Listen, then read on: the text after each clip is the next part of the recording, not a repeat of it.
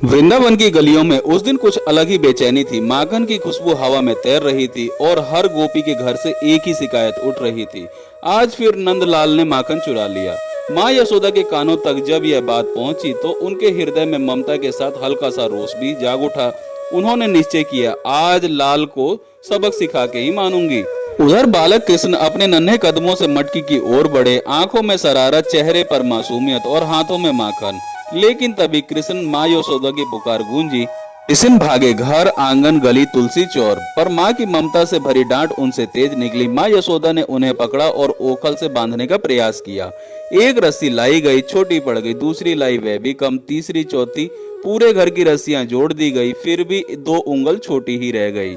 यह कोई साधारण बालक नहीं था, यह तो स्वयं परब्रह्म थे, जो माँ की ममता में बनना चाहते थे। अंततः जब माँ यशोदा थक कर रो पड़ी, तब कृष्ण ने स्वयं को बंध जाने दिया, क्योंकि ईश्वर को बांध सकती है तो केवल भक्ति।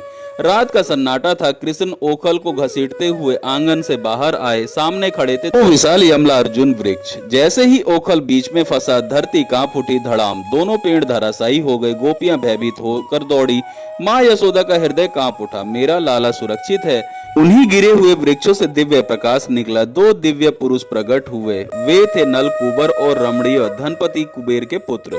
ऋषि नारद के श्राप से वे दोनों वृक्ष बने थे और आज कृष्ण की लीला से मुक्त हो गए। दोनों ने हाथ जोड़कर कहा, प्रभु आपने हमें अहंकार से मुक्त कर दिया।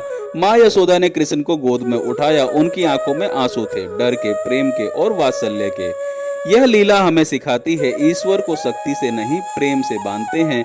अहंकार चाहे देवता का हो चाहे मानव का, उसका अंत निश्चित है। और जब भक्त का प्रेम सच्चा हो तो स्वयं भगवान भी बालक बन जाते हैं।